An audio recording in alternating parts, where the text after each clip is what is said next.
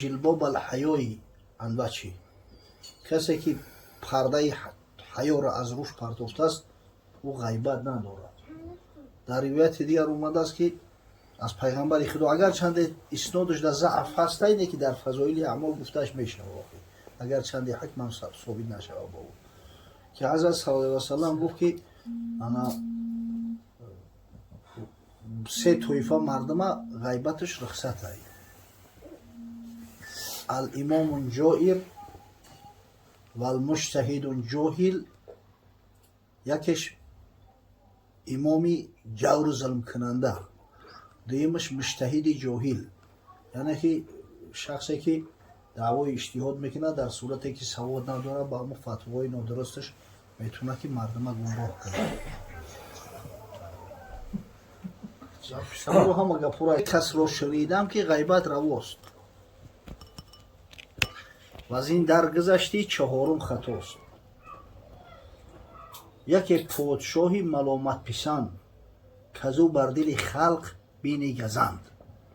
یکیش همون امام جایر ظالمه که مقصد خوف داری که روی راست در پیشش بگوی. دوم پرده بر بی حیای متن که خود میدارد پرده خیشتن. دوم طایفه میگه همون شخصای بی شرم حیا که فسق فساد چو آشکارای او را دیگه هیچ شونه مونده است. پرده شرم حیا و آبرو و عزت خچون دروندگیان اینو غیبت ندارن. سوم کشترازوی ناراستگوی زی فعلی بدش هر چی دانی بگوی. سوم شده به فریبگر و مکار که مردم فند فریب میکنه. اگر هم تری حالت یکون کسا دیدی حتما باید آگاهش کنی هم برادری مسلمان که ها همونش تا سر بدی که خونه سوخته این مکار و حیلگر با فند فریب پولی مردم میگیرن نمیتن، با فند فریب مردم به خود جلب میکنن در یکان چاه دام میغلطونن. همین طایفه غیبت ندارن حقیقتا. اما در دیگر موردها غیبت گناه کبیره ای به نهایت حکمش سخت ای.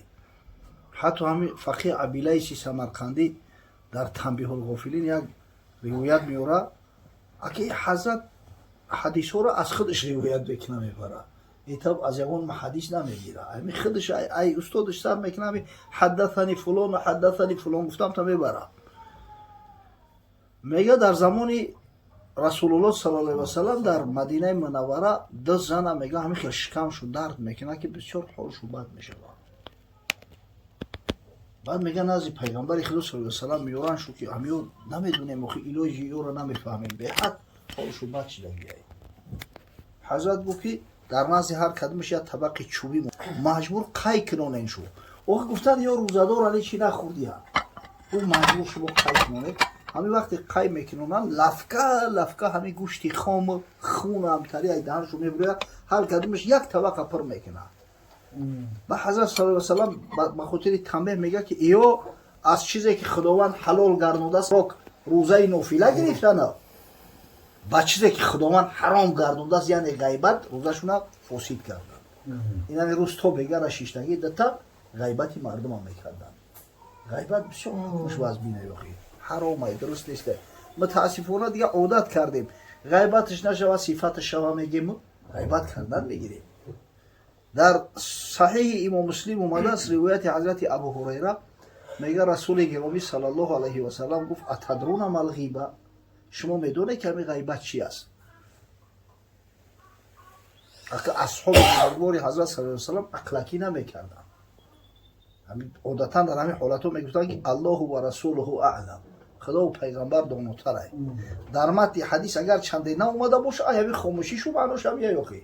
حضرت گفت اتدرون ما الغیبه شما میدونید که غیبت چی است؟ ذکرک اخاک بما یکره. همین وقتی که یک برادر از ذکرش کردی به سخنایی که اگر بشنوه ناراحت بشوه براش ناخوشایند همو انا همین غیبت های. میگه یک نفر از صحابه پیغمبر صلی الله علیه و سلم گفت یا رسول الله ارأیت لو کان فی اخی ما اقول. ببین گفت یا رسول الله صلی الله علیه و سلم اگر برادر همین کمبودی را داشته باشد چی؟ مثلا خوالوی میگه بسیار خوالوی او هم میگه مامتره بچه یوشی خوالو خونه با تنبلای پونکتوال نیستای دویم هم تری گب دوریم داده همون. اگر گفت همون کمبودی را داشته باشه بگیم چی؟ حضرت گفت این کان فیه ما تقول فقط اختبته، اگر به شرط هم کمبودی را داشته باشه وقتی گفتی غیبت میشود و این لم یکن فیه فقط بهته، اما اگر خدای نکرده نداشته باشه و ای پیش خدا گفتی در حقش بهتان زدی. بهتان با جنایتش از او غیبت خیلی بلندتر است. این همیش خیلی که بین دزدی و گرابیوش فرق است، انمی بین غیبت و بهتان هم خیلی فرق است، به حد و از بینه و حکمش. اگر گفت حقیقتا هم کمبودی را داشته باشه واقعا تو غیبت کردی، نه که اگر خدای نکرده در حقش گپی الوگی گفتی کاری را که نداره بیچاره تهمتش زدی، در این صورت این بهتان است، حکمش سخت‌تر است. خدا رحمت کنه حضرت شیخ سعدی را، میگه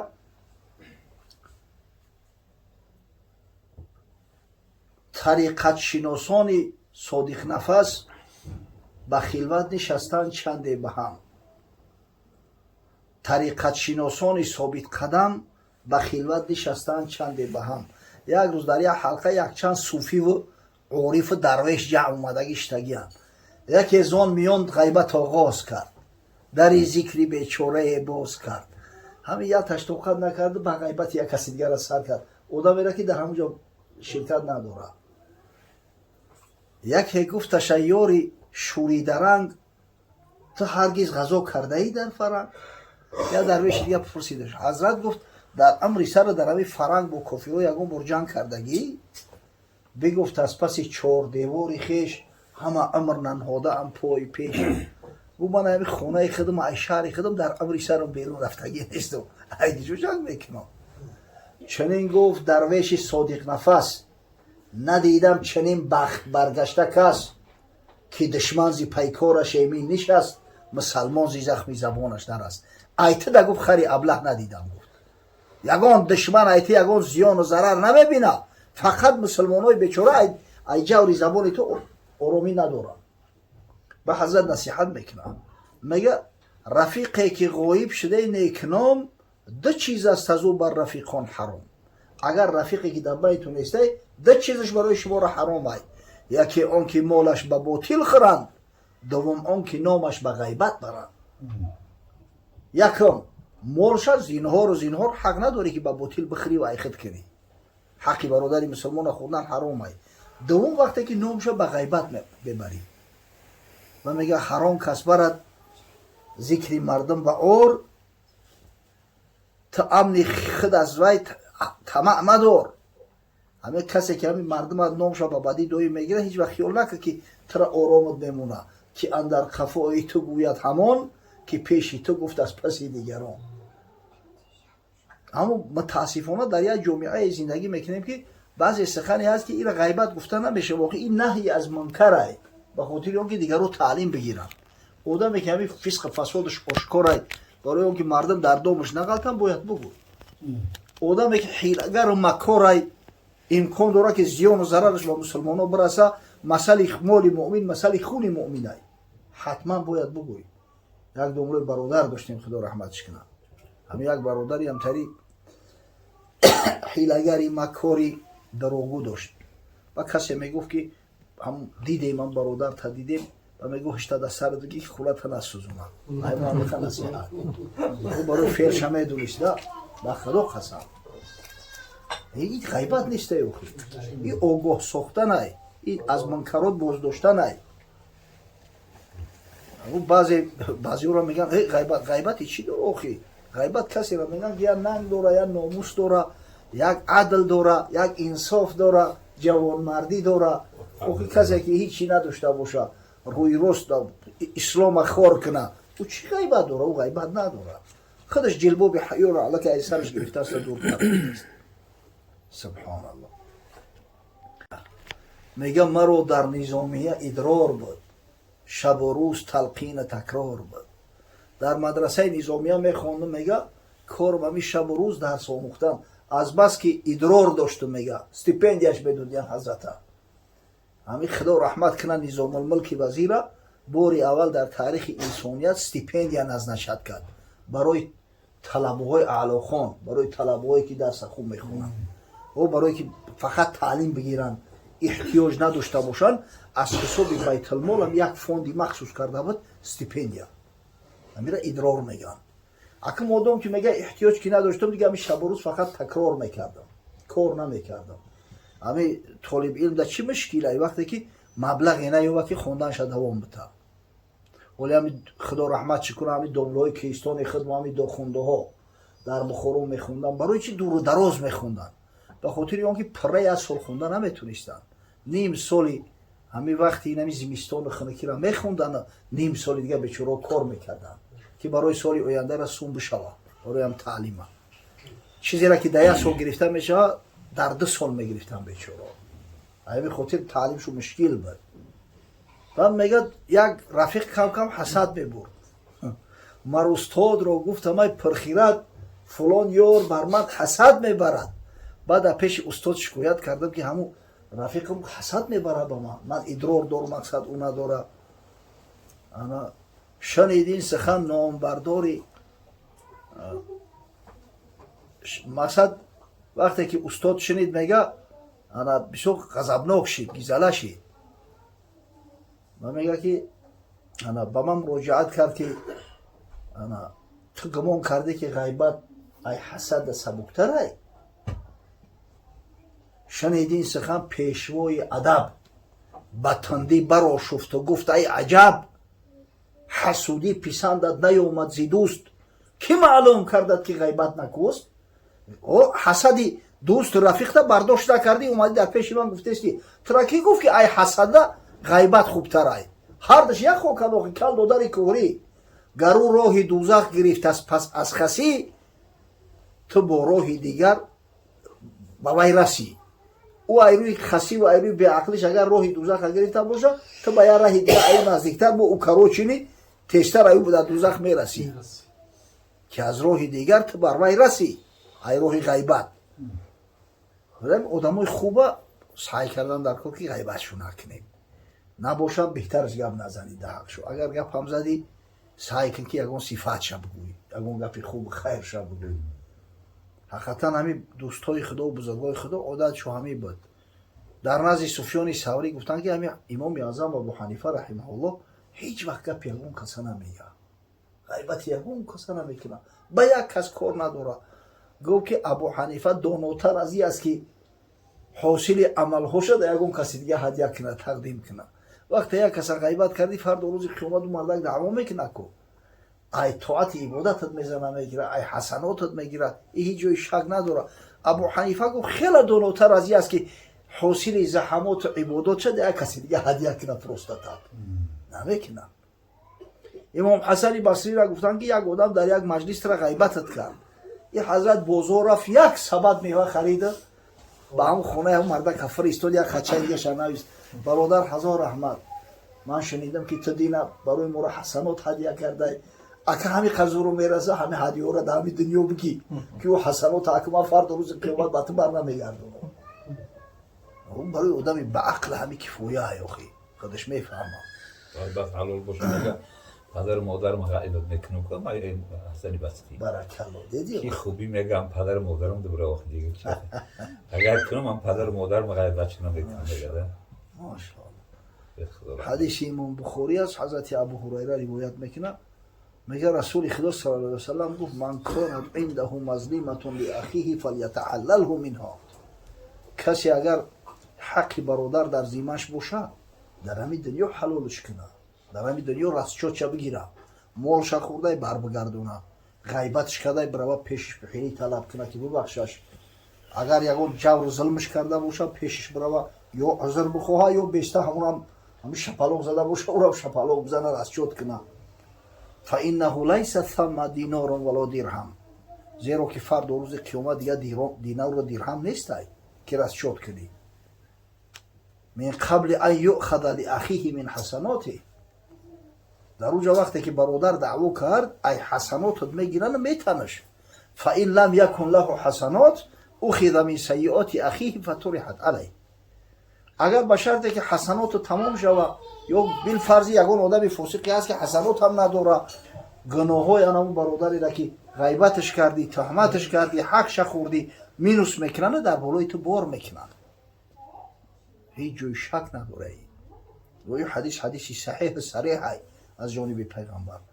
در صحیح مسلم اومده است، میگه بوری حضرت صلی الله علیه و سلم به اصحاب مراجعه کرد، گفت هل تدرون ما المفلس؟ شما میدونید که مفلس چی کسی است؟ اصحاب گفتن المفلس فینو من لا متاع له ولا درهم. گفتن مفلس ما کسی را میگیم که نه یگان مال و متاع داره نه یگان درهم پول داره. حضرت گفت چنین نیست. این المفلس من امتی یأتی یوم القیامت بصلاة و صیام و زکات. مفلس گفت از امتی ما کسی را میگم که فردا روز قیامت بشود عمل داره، نماز خونده است، روزه گرفته است، زکات مال داده است، و یأتی قد شتم هذا و اکل مال هذا و سفک دم هذا و ضرب هذا. اما یک آدم دشنامه قرات کرده است، حق یک برادر خورده است، یک کسی را ضرب لت کرده است، خون کسی را ریزانده است، فیعطى هذا من حسناتی و هذا من حسناتی. هر کس اونجا دعوا میکنه، ای حسناتش میگیرن فقط. بعد میگه فإن فنیت حسناته قبل ان یغضى ما علیه اخذ من خطایاهم فطرحت علیه ثم طرح فی النار. انا وقتی که حسناتش تمام شد، اونا دعوا که کردن گناهای اونا را مینوس کرده و در بالای بار میکنن، بعد از پاها و دستاش کشان میگیرن میبرن در دوزخ میپرتوین. بسیار حکمش سخته، بسیار بازبینه. احتیاط کردن در کار. پلیدی کند گربه در جای پاک، چه زشتش نماید بپوشد به خاک. همین پشک دیده اگر یکونجا اگر نجاست کرد در او میگیری که خاک در بروش بر میکنه، نمید که نتوه بزیم نتوه. تو آزادی از ناپسندیده ها، نترسی که در وی فتنه دیده ها. تو نمیترسی که فردا روز قیامت همه اشکار میشوه، همش میبروید. با کیناوری با کسی درسی تیز که از وی گزیرت بود یا گریز. سرکشی را نسبت کسی که یا زورت میرسه یا لااقل گریخته میتونی خوشمگر نامرد گفته میگریزی، از دست پروردگار گریخته میشوه. میگه بیاندیش از آن بنده پرگناه که از خواجه مخفی شود چند گه. اگر بر نگردد به صدق نیاز، به زنجیر بندش بیارند باز. اما غلام وقتی بگریزه یا یگون محبوس بگریزه دیده تریواگه میشوه، میکوانش جایزه مقرر میکنن، کشیده اخیر میارن زنجیر بند بس پیش صاحبش میرسونن. کجا میگریزی آخی؟ کنون کرد باید عمل را حساب، نه روزی که منشور گردد کتاب. آدمی بعق در همی دنیا کاربارش را از شد میکنه، همش حسابش میگیره، توغنی میکنه. او وقتی که نامه اعمال در دست دادن دیگه اوجه پوز نه، دیگه در رو نمیکنی. ببین گر آینه از آه گردد سیاه، شود روشن آینه دل به آه. آینه را در پیشش که حول میگیره رو تا نمیبینی، اما آینه دل به همون آه و قطعی سیقل میوبه، توزه میشوه. صدقاً تو آه بکش، ای گناهی کردگی توبه که خدای تعالی نم دل تا سیقل میتم تا پاک توزه و خشرو میشوه. که بیترس از گناهان خویش این نفس، که روز قیامت نترسی ز کس. ای گناهات که در این دنیا ترسیدی، فردا روز قیامت یه جای ترس هراس نداری. یفزع الناس و هم لا یفزعون و یخاف الناس و هم لا یخافون. مردم همه در گریه و فغانن، ای پروا ندارن. بنده های صالح خدا، مؤمن های حقیقی، همه در ترس هراس خوفن. اینا به رحمت پروردگار وقتی که تکیه کردگیان در زیر عرش پروردگار مهمان الله هستند. هم اولیاء الله الذین لا خوف علیهم ولا هم یحزنون. اینا دوستای الله هستند. خداوند بزرگ جمعتون هرگز متفرق نگردونه، که واقعا جمع خوب دوره. پروردگار بزرگ همین محبت دوستی را در قلب فرزنداتون هم جا کنه که همه که با هم دیگر نشست داشته باشن. خداوند بابای حاجی اسلام الدین ما را از جمعی بلا و گزنده حفظ کن، خیر فرزنده و نبیهاش ببینن، در خاندانش نور و صفا نازل بساز. خاری عبدالله جان ما را پروردگار صاحب فرزندای خوب و حافظ قرآن و خادم شریعت بگردانه. پروردگار و برادرایی را که در این محفل خیر شرکت دارند، دوستا را، استادا را، محبا را، خداوند فردا روز قیامت از جمال به مثالت و از شفاعت حبیبت محمد صلی الله علیه و سلم برخوردار و عظیم.